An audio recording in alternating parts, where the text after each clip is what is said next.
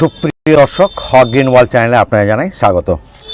আপনারা ইতিপূর্বে অনেক ভিডিও দেখেছেন যেখানে এই ক্যাকটাসে প্রচুর ফুল ফোটে এবং এই ক্যাকটাসগুলো ফুল ফুটলে এবং ফুলগুলো দীর্ঘমেয়াদী থাকে, যার জন্য এই ক্যাকটাসগুলো আমাদের কাছে অত্যন্ত প্রিয় হিসাবে আমরা ধরে রাখি।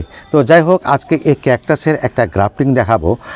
সেই গ্রাফটিংটি আপনারা একটু লক্ষ্য করলে ভালো করে বুঝতে পারবেন যে কত সহজে এর গ্রাফটিং করা যায়। তো এই গ্রাফটিংটাকে ভালো করে করতে গেলে যে জিনিসটা আপনাকে প্রথম কালেক্ট করতে হবে, এই যে সাইড থেকে যে বার্ডসগুলো দেখেছেন অর্থাৎ ছোট চারা ক্যাকটাস যে দেখেছেন সেটাকে আপনার কালেক্ট করতে হবে। আমরা একেবারে তলার দিক থেকে একটা ক্যাকটাস কালেক্ট করব। আমি একটা ক্যাকটাস আলাদা করে নিলাম। এবার আপনাকে নিতে হবে কি, এই ধরনের একটা ক্যাকটাস নিতে হবে।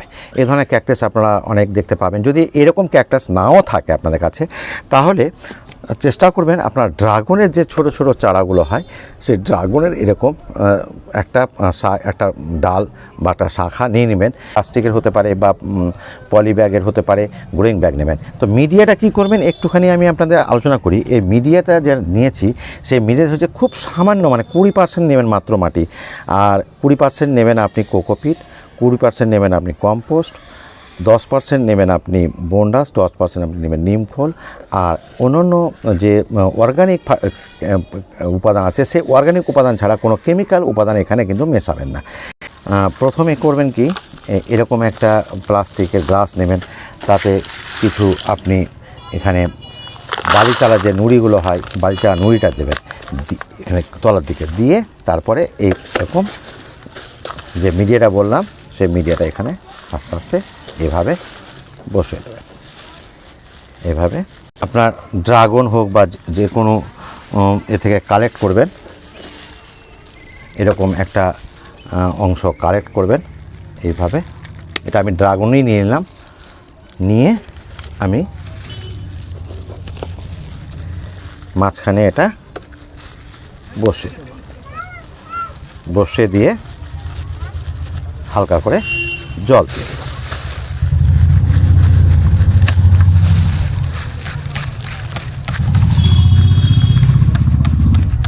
এভাবে জল দেওয়ার পরে আমি প্রায় 2 মাস মোটামুটি এটাকে আলাদা করে রেখে দেবো। 2 মাস পরে যখন দেখবো যে শেকড়টা বেরিয়ে যাবে, যে ক্যাকটাসটা দেখালাম সেই ক্যাকটাসটাকে মোটামুটি 1 মাস আগে মোটামুটি বা 2 মাস আগে এটা বসিয়ে দেবেন। যখন এটা তৈরি হয়ে যাবে আর শেকড় হয়ে যাবে মনে হচ্ছে, তখন কি করবেন, তো যে অংশটা আমি কাটলাম, আমি আপনার একবার আর দেখাচ্ছি। এই যে এই অংশটা, যেহেতু এটাকে আমি সমান করে কেটে কাটলাম, তো এটাকেও আমি সমান করে এখানে কেটে নেব।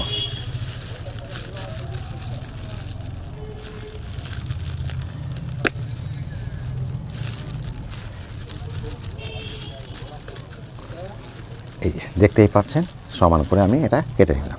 এরকম একটা কাঠি নেবেন বা টুথপিকের যে টুথপিকগুলো থাকে আর কি, সে টুথপিক নিতেলেও হবে। আপনার মোটামুটি 2 ইঞ্চির মতো এটাকে আলাদা করে নেবেন। নিয়ে এটার মাঝখানে একটু হালকা করে প্রেসার দিলে এটা ঢুকে যাবে। আর এইখানে ঠিক হালকা প্রেসার দিয়ে ভালো করে বসিয়ে দিয়ে এটাকে একটু চাপ দেবেন, ঠিক বসে যাবে এইভাবে। এবার এইভাবে কিন্তু আপনি রেখে দেবেন। রেখে দেওয়ার পরে মোটামুটি 1 মাস বা 2 মাস পরেও যখন বুঝতে পারবেন যে এটা বেশ বড় হচ্ছে, লম্বা হচ্ছে, তখন কি করবেন, আপনি এই কাঠিটাকে হালকা চাপ দিয়ে বের করে নেবেন। তো এখন বের করা যাবে না, আমি ঠিক যেমন এইটা একটা করেছি, তো এটা এখন কাঠি নেই এটাতে, এটা সুন্দরভাবে আমার এটা এখানে বসে গেছে। এইভাবে গ্রাফটিংগুলো আমি করব এবং একসময় দেখা যাবে এতে বেশ সুন্দর সাদা রঙের ফুল আসবে, তখন কিন্তু দারুণ লাগবে। এটা রাখবেন এমন জায়গায় যেখানে পুরো রোদ পড়ে, এমন জায়গায় রাখবেন। সেমি শেডে রাখবেন না, সেমি শেডে রাখলে কিন্তু আপনার আসবে না, ফুলগুলো আসবে না, বা আসলেও অত্যন্ত দেরিতে হবে। খুব সাদা সাদা ফুল হয় এবং দীর্ঘস্থায়ী ফুল হয়। রোগ পোকা এখানে কোনো লাগে না বললেই চলে, তবে একটু সাবধানে যেটা ব্যবস্থা নিতে হবে সেটা হচ্ছে জলের ব্যাপারটা। জল একদম খুব পছন্দ করে না, কারণ আপনি যদি 15 দিন জল দিতে ভুলেও যান এই গাছের কিচ্ছু হবে না। তো আপনাকে মোটামুটি দেখবেন আঙুল দিয়ে যে বেশ শক্ত হয়ে গেছে তখনই জল দেবেন, তার আগে জল দেবেন না। অতিরিক্ত জল দিলে কিন্তু এটা পচন হয়ে যাবে এবং আপনার কাঙ্ক্ষিত রেজাল্ট পাবেন না। তো বন্ধুরা, এরকম যদি গ্রাফটিং আপনি করতে পারেন তাহলে কিন্তু আপনি একটি গাছ থেকে অজস্র আপনি এই ফুল ফোটাতে পারবেন এবং আপনার বাগান একেবারে সৌন্দর্যময় হয়ে উঠবে।